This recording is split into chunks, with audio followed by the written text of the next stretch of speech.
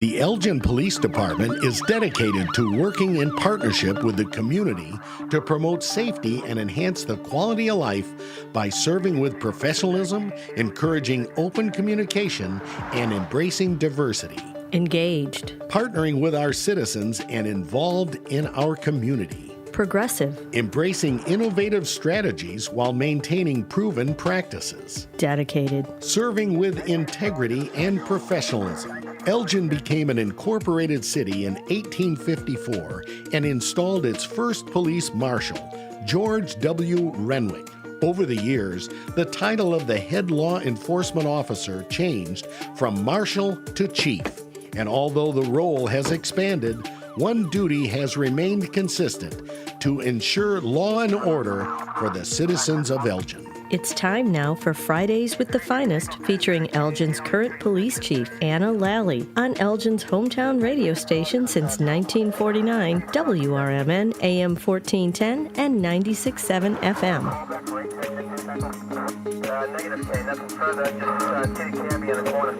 Hey, good morning, everybody. We are here, Fridays with the Finest. Chief Anna Lally, Elgin Police Department.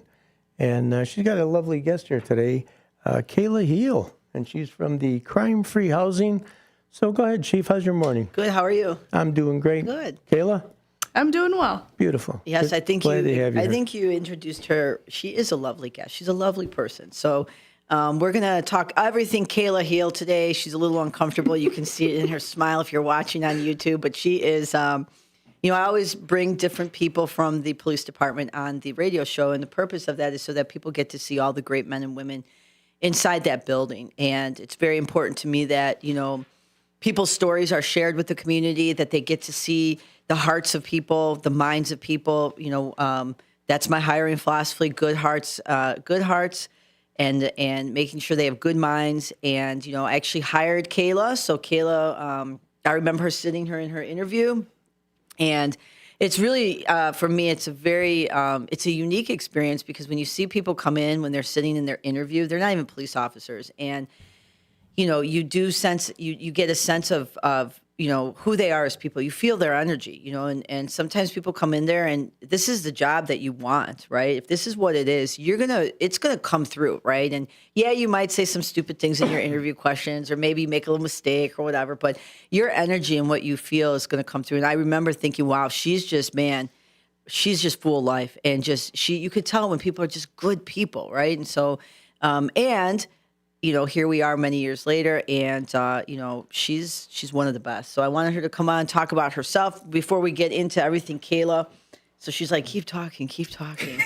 Yes, keep talking. How long We you have a been, lot how of long you events been to chief talk now, about. Chief? So I've been the chief since 2018, so 8 years. Wow. Yep. So I was The cool a thing commander. is you have that, Yeah, the you're last able 8 to watch these people Yes. turn into what they are today. Yeah, I mean, and it's great, and being even as a commander for almost 6.5, 7 years, and being part of the command staff, you do get to see, but it's a very unique perspective. As you as the chief, you hire someone and you see them, and sometimes I'll tell the officers, I remember in your interview what you said and this and that, and they're just, how do you remember that? Because I remember all of it. I remember every single person, especially the ones that, do get hired, and there's just something about them, right? And you just know it. Kayla's just not going to end up here in her career as officer. Kayla here, she'll be a supervisor. She's going to do some amazing things, and she really does it now. So that's my prediction for Kayla. So when I do leave as chief, I'm going to write on a sheet of paper where people. You're going to put all the stuff. Gonna be like I'm going to do a Harnack, put it in forecast there you 10 go. years from now, and then I'm going to leave it for that person to open up and see how spot on I was. All right, a couple things, just in terms of the police department before we talk to Kayla. We have a couple things coming up. First one is our golf program, which is very popular. Tee it up with EPD. Daily lessons from June 15th through the 19th. Golfing on June 22nd, 24th, and July 1st. So if you are interested, go on our social media site, register. There are limited spots available. So we just posted this like a day or so ago. This fills up quickly. So if you're interested, you get to, it's a program tailored to young adults. If you're interested in learning the basics of golf, and then Officer Roman Payne, who is also from our ROPE program, our crime-free housing unit. Is he a good golfer? I don't know. Do you know? I have no idea. I don't know. I don't golf. I mini golf. I like to play mini okay. golf, but So if you're interested, there's a QR code on there. Make sure you check that out. And then the other thing that gets a lot of people, we just released this. This is our Kids United Summer Program. So Kids United Summer Program, the program will run from June 22nd through August 11th. This is for children ages 9 to and young adults to 17. You can, activities every single day, field trips on Fridays. Kids United will be held at Abbott Middle School this year. This program has been in place for over 20 years in the city of Elgin. Every year, for that I can remember, we receive a grant from Elgin Township to support this program. So thank you to Elgin Township. And it runs all the way through August? Yes. So because school starts later this year, I think that's why. So normally it ends on National Night Out, August The 11th? first Tuesday. Yeah. So, so if anyone's interested, Kids United Summer Program, all our rope officers, crime-free housing officers, social workers, we partner with U46. Tons of people are there, and it ends with a huge party at the end of the summer. So if anyone's interested in that, again, space is limited, so make sure that you register and get involved. So, all right. So everything Kayla heals. So I talked for 11 minutes. You see that? So we have 19 minutes left. You so. can keep talking. That's fine. Nope. So just a little thing, with Kayla. So the reason why I asked Kayla to come on the show, minus the fact that, I always try to bring different faces. We have nominated Kayla for an award through the YWCA. And so we are going to be at that event, I think, on the 19th. To honor her, to celebrate her. She does a lot of great things quietly behind the scenes. And so she just recently got into our crime-free housing unit. So a lot of people know Officer Miller. He's been on the show, or Officer Gallagher. She is their partner now. So, you'll see that there's a lot of, they do a lot of different things. So Kayla, introduce yourself to everybody in the universe. Who you are, how long you've been at the police department, why you became a police officer, just a little background. So my name is Kayla. I'm a detective, but if you see me on the street, I'll probably, if I have a 5-minute conversation with you, I'll probably tell you my first name. I went to school for exercise science. I actually wanted to focus on gerontology and helping older adults maintain independent living longer. I thought that was an underserved need. All these people are in their home and they just need to move a little bit better. They just need somebody to show them. Unfortunately, at the time, 10, 12 years ago, it was not the most financially stable industry to be part of. And I had student loans. I didn't have no help from my parents. I needed to make money. So I went into the restaurant industry and I loved it. I loved working with people. I loved getting to see people have a good time. And I just really fed off that energy. And I loved going to work every day. But that was supposed to be the job that I had until I figured out what I wanted to do. And I was getting close to 30, and one of my regulars, Dan Rich, he used to work for the city. Oh, yeah, the fire department, right? He was the city. Yeah, okay. He was the city. He worked for IT fire stuff. department. Yeah. Yeah. He was like, Kayla, you're too smart to be a bartender. And I was like, well, he's like, no. No offense to bartenders in the world. Yes. And I was like, no, I really like it. I'm passionate. I want to, I don't. He's like, well, why don't you apply for the Elgin Police Department? I said, where did this? I said, what is Elgin? Where is Elgin? And he said, they really, the chief really wants more women involved. She thinks that there's a need for more female officers, and you have a background in athletics. You handle adverse people very well when you need to, if we could say that. And you're at, kind of the things that we were talking about earlier. And I was like, well, I'll apply, but I don't think they're going to hire me. Said I whatever. But then I started talking to a lot of my other friends and a lot of people that I went to school with who also did exercise science. There's like 3 of them that are at Chicago Police. There's a lot of them.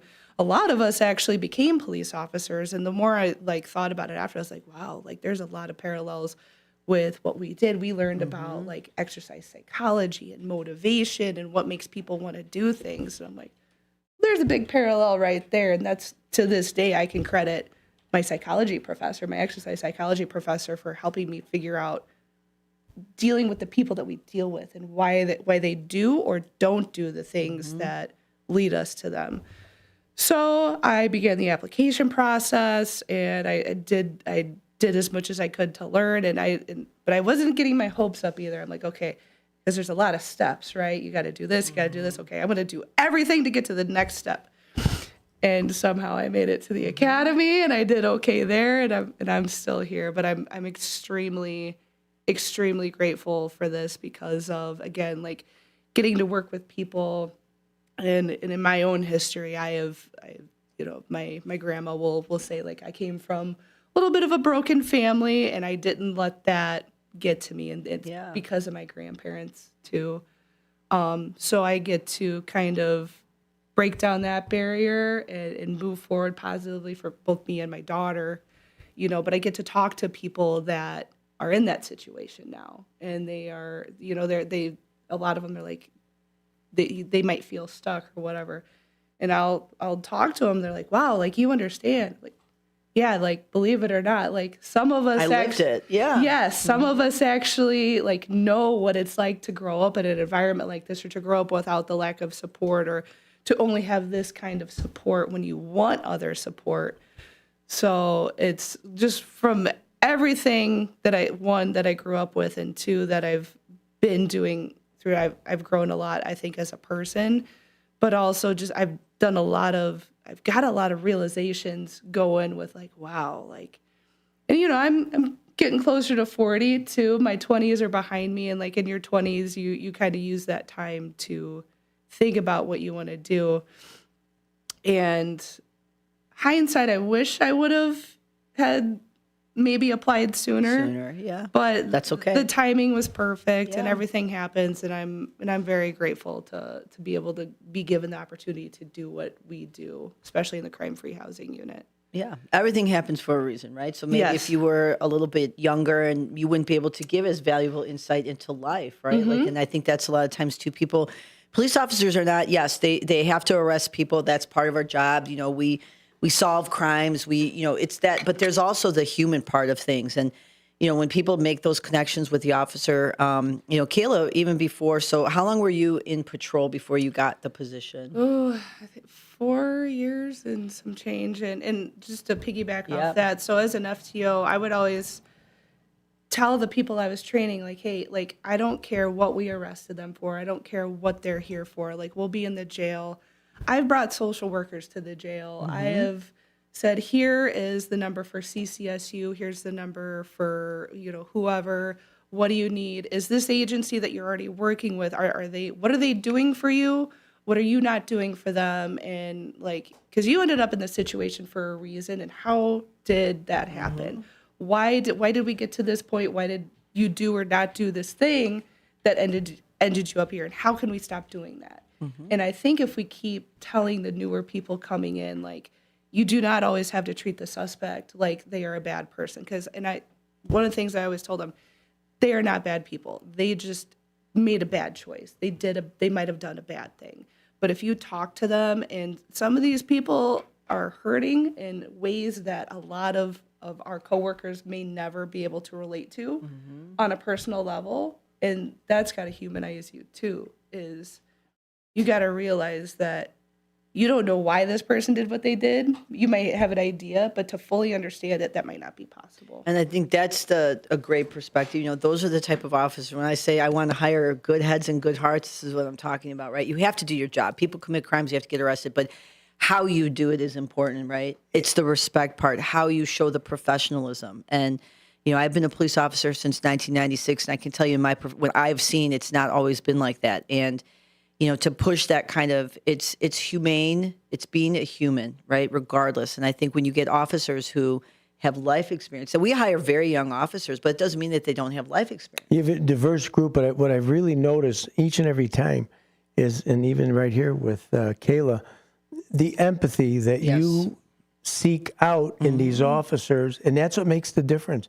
You have to have an empathy. Sure, you have the love of the job, and it's in you. That bartender thing got you to where you are, knowing how to deal with troubled people. But now, you've had your own personal experiences. And without putting it all on the table, you do put it on the table because you share it with somebody. And am I going to listen to you who's been there, or are you going to listen to someone that read out of a book? Well, this is what you need to do. You've got that experience and that possess that empathy. That's what I think is what makes your department so strong. Like lived experience too, That's you know, right. and I always tell, especially when people are, you know, when you get into this profession, especially as a female, it is very difficult to find a mentor, right? Now it's changed a lot, right? And I think but you can't be a mentor to people, in my opinion, if you have no life shared real experience. And what I mean by that is, yes, everybody has something to give, an opinion. There's a difference between an opinion and I've actually felt this. I went through this. This were the emotions that I felt. So as you know, you're going to come in this, you'll face this one day. This is what I felt. This is how it made me think about things, not just, well, I think we should do this, this, and this, right? That's just advice. That's just structured advice that you can get from a book, a podcast. I'm talking about when you sit with someone and you say, have you ever done this before? And do you know what this feels like, right?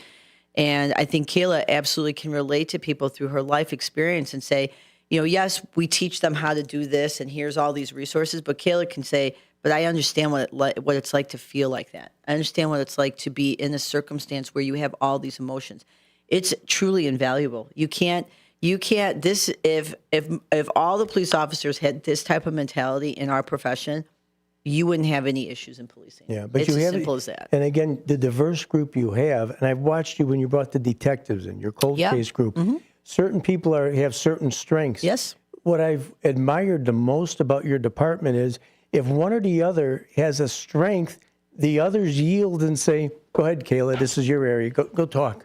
Absolutely. There's people like even on, and I was, before I went in crime free, I was on the best shift afternoons. Oh, there you go. So There you go. yeah, like You better say something about crime free now. The best unit. Gotta ring the best special division ever. Yeah, because you But no, over the year, and like I haven't been there very long. It's only been 5 years, but there's been so much like change just on that shift. And what I like about all those people, and a lot of them are younger than me, that you know they're in their 20s, but they are new, they're brand, they want to get going, they want to do stuff, but they're also figuring out what they like about patrol. And patrol, you do everything. You've got to do the stuff that you think is boring, the stuff that you think is fun, but what you think is boring, somebody else might think is fun. Right. And you know, we just kind of feed off that. And when we notice that somebody is doing something that they really like to do, everybody is like, hey, good job, you know, and like reiterating that. It's just such a positive shift. And when more and more people recognize people's passions and what people are good at, I think that just creates like the best work environment ever. And our supervisors in all across the board are usually like, they're usually in tune with that too. And it's nice to get recognized. Well, look what they got to answer to if they're not. period. Yeah. Yes. Well, I think it's more of like the expectation, right? Like, you know, you have to, you know, it's important that, especially supervisors, the sergeant in the Elgin Police Department has more influence than I do because they see the officers every day. They're on that shift every day. So it's important to me that the sergeants and the lieutenants, that they, you know, understand what I believe, what I think, right? Which is, you know, look at these officers and say, what do you want to do in 5 years? Where do you see yourself? What are you going to do? What can I do to help you? Part of that is you have to also teach, though, right? If they're making mistakes, you can't just sit blindly and be like, oh, they'll be fine. Because what happens is if you don't, I've said a lot of times to young supervisors, you know, I'll have conversations with some officer and I'll say, you know, has a supervisor ever said this to you? And they're like, no. And then the thing is, to me is, you know, what are you waiting for to tell somebody if they're doing something that you know is not probably good for them, good for the department, good for the community? It's a fear, it's a hesitance, it's whatever it is. It's like you need to be that immediate interruption, politely, kindly, you know, thoughtfully. But if you never tell people stuff, right? And they're, you know, and people have said, I've never been told that before. I'm like, how have you never been told this before when everybody around here is saying this? Like this is like not a secret here about like how you are, right? Yeah. I mean, so, but when you do that and then you say, you know, but if you're willing to put the work in and you're willing to, right? No one is perfect. I'm not perfect, Kayla, you. But if you're willing to say self-reflection, we got you. We're going to help you, support you, guide you, mentor you. And it's very important to me that the supervisors have that mentality. It's not always, you know, when I was a young officer, it was very different with supervisors. Like you don't talk to them. you don't even want to see them. You're like, we got it. If they're like, sit down and, just do this. And we're like, yes, ma'am. Yes, sir. But my generation is very different, right? It never bothered us. We're like, good enough. We do our part. You do your part. Now it's a little bit more of, looking at that human side and recognizing it and Interactive. treating each other. And that's the thing too. When you have somebody that speaks like this, I always think the people that how you treat your coworkers, your colleagues, right, is a microcosm of how you're going to treat the community, right? And so if you're treating your coworkers poorly and just, malicious things and stuff, my fear is always, it's bad enough for the people on the inside, but I always think, well, how will they treat the community, right? And so when you have people who think like this about the community, there's no doubt this translates to how she treats her coworkers, supportive, encouraging. And she just said it, right? So it's And it's like a business. You walk into a restaurant, there's garbage on the floor, employees aren't doing what they're doing, they're talking on the phone. That reflects on the ownership. Same thing here. You could tell by the officers, and you were a field training officer, FTO. So you were able, again, to share some of what you had and what is expected of the department. That's the beauty of having the field training. Now, is that not always a sergeant in your department? no. So the field training officers are officers. They're not Okay. sergeants. Yeah. So they're instilled. And I will tell you, the field training officers have even more influence than anyone in the Than the department, sergeant or anything, because they're right there. sitting in a car with Up here, them. And side if by you're- side. If you're in there for 8 hours and all your field training officers just complaining about everything under the sun, what do you think? It's going to Yeah. going to transfer. That energy is going to transfer, and these people are going to be like, this place, this is all. I was like, well, it's not really. But anyhow, Kayla, let's talk a little bit in your new role as a crime-free housing officer. You've been up there about, what, a month or so?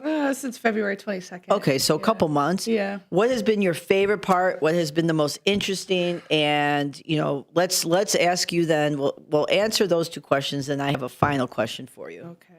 Well, when I was on patrol, I was in beat 501, which is Wing Park and like the hotels up on 31 and Tyler Creek and all that.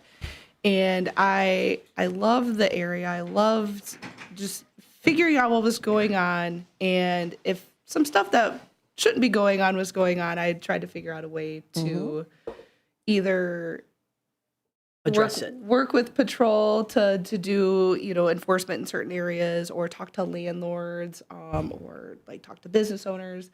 The business owner, Santo Garidi, he owns the 100 Tyler Creek area of the plaza, and he inherited it a couple years ago when the laundromat was 24 hours. It wasn't well monitored. There's a lot, people drinking there. There's a lot of stuff going on, and he said, "Hey, we're not doing this." So me and him kind of tag team. Because of him and like working with me, and Great. Yep. all that. And so now, a couple years later, the parking lots are full. There's more businesses there. There's newer restaurants. There's things that the community who would normally just bypass and go to Randall Road, they go to Algonquin, whatever. No, they go right around the corner. Yep. Because they're like, oh, somebody cares. Somebody said, I am not letting these issues gonna continue. And that's when I like, this is the stuff I like to do. And now I don't have to go to a car crash or whatever. And crime free, I can just do that all day. And Yes. somebody's like, hey, I hate to bother you, but there's this thing going. No. Let me know. I don't care how little it is, because sometimes what people think is little affects a whole neighborhood. It affects people in, and these people that have lived in Elgin, a lot of people have lived here for a long time, and they're very proud of this town, and they're very proud of where they came from. And I just want to make sure that they thoroughly enjoy every part of their neighborhood and community. If there's even a little problem, like let's deal with it. Another thing that I work pretty closely with King County Senior Services, some of the APS workers, and sometimes we'll just call each other. I'll call Dee and I'll be like, hey, how's it going? I'm sorry, I have somebody to talk to you about, and we'll talk, and then she'll say, hey, I have somebody to talk to you about. And then that's how we address. Yes, because some of these older adults in our communities, like they might go under the radar. They might have more needs than people realize. And so I bring in Dee. She just helped turn on somebody's utilities. They had electric, water, and gas turned off. Wow. After, they experienced some rather unfortunate things in there. Like, they lost family members very quickly, and they needed a lot of help and just needed some organization. She came in and and that's great. Like, she's in this older historic house on the east side, not, kind of struggling. And then D comes in. It's like, well, because she works with us, the police, and the police work with her, because there's some things that obviously we deal with, but then there's some things that, we don't deal with. And that's where we need like a social worker or like even code. Code has been, a couple of code officers have been coming to me, hey, there's this person who lives here. I don't know why they're not doing X, Y, and Z, but they're getting some code violations. And I'm concerned for how they're living. And I think that they can make some improvements. They just need some help. So we come in and we talk to them. We'll bring in, social services. We'll bring in, again, APS or CCSU or whoever. And the code problems have been going away because they've been getting addressed. And the reasons for the people letting those code violations come up have been going away because their mental health or their financial issues or whatever it is has been getting help too. So that's a lot. All right. Yes. Well, we have like 30 seconds to wrap it up. So let me just say a couple things. So one, thank you, Kayla, for everything that you do for the police department, for the community. You truly deserve your nomination. You're going to win. We're going to put the good energy in the universe. She's an amazing woman. I hope everyone gets a little insight into who she is. And then in 10 seconds or less, because we're going to wrap it up here, 10 seconds or less, where do you see yourself in 5 years? And don't think too hard. Crime free. All right, we'll give it a little. All That was right. a half a ring. She's gonna be a supervisor one day. So anyhow, on to the next. So thank you for coming on the show, and thank you, Dean. And I will pleasure. be back next week. Love being here. All right, Kayla, Thank you so lots much. of good luck. You're going to do great. Thank you. You have been doing great. That's it. I was like, You're like, that's not what you're supposed to do.